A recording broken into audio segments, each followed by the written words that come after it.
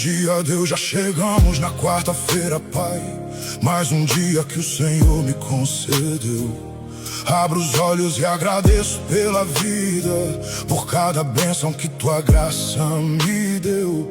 No silêncio deste novo amanhecer, eu entrego meus caminhos ao Senhor. Que tua presença vá na minha frente, me cercando com cuidado e amor.